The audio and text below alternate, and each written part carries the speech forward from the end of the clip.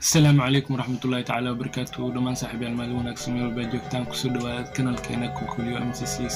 سبسكرايب صار ديات وحسوت ديات ورو جوكتان وحن كلنا كسر دو في عصب وحمان هالكان صفر ستيشن قلب ومهمة إن هالكان عن كشيء أو كسب سنة العذر اندلاع كورونا فيروس مع عذر ليرس كرو الدنيا ودم سامي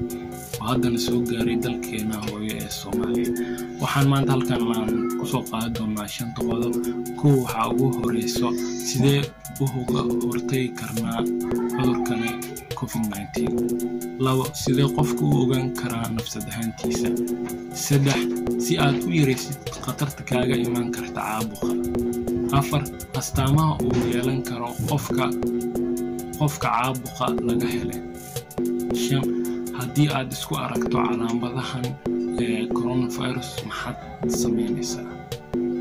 iyo talooyin caafimaad waxa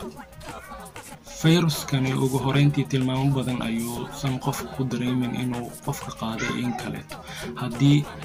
haddaba sidee lagu garan karaa maxaa calaamado ah waqtiga qofka uu qaaday iyo soo balan bixistiisa waxa u dhaxayso 14 maalin ilaa 20 maalmood marka uu qofka hargabka uu dareemo waa mar 50% uu aseebay sanbabada waana waqti aan waxba laga qaban karin sida uu qofku ku ogaan karo nafsad ahaantiisa waa sida inuu qofka neefta jiido 10 ilbiriqsi ama 10 second haddii uu qofka qufici waayo ama ay neefta dhiiwayso ama fiiraha uu shanqarka dareemi waayo uu ka caafimaad qabaa caabuqa coronavirus afka iyo dhuuntaba marnabaha u ogolaan inay qalanaan maxaa yeelay caabuqa coronaviruska waa meesha uu dego dhuunta wuxuuna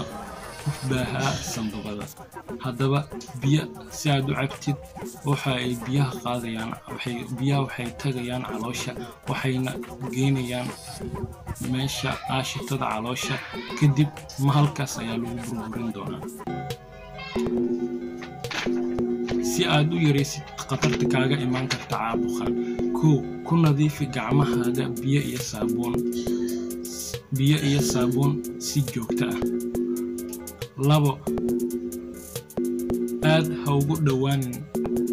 ugu dhawaanin dadka astaamaha leh qufaca ama hargabka ku dabool afkaaga tiish ama mara safaleeti marka aad qufacayso ama aad hindhishayso haddii aad tiishka isticmaashidna ku rid weelka qashinka afar astaamaha lagu garan karo qofka laga helay caabuqan waxa waaye qufac labo madax xanuun saddex neefta oo yaraata afar qandho shan cune xanuun haddii aad isku aragto caabuqani ama sidee ayaad adigu iskaga daaweyn kartaa ama haddii aad isku aragto calaamadahani coronavirus maxaad sameynaysaa ka fogow dadka xiriirka kula leh ama dadka xiriirka dhow ka fogow xiriirka dadka kale si dhaqso ah u raadso daryeel caafimaad waxa fariintan idin soo gudbinayo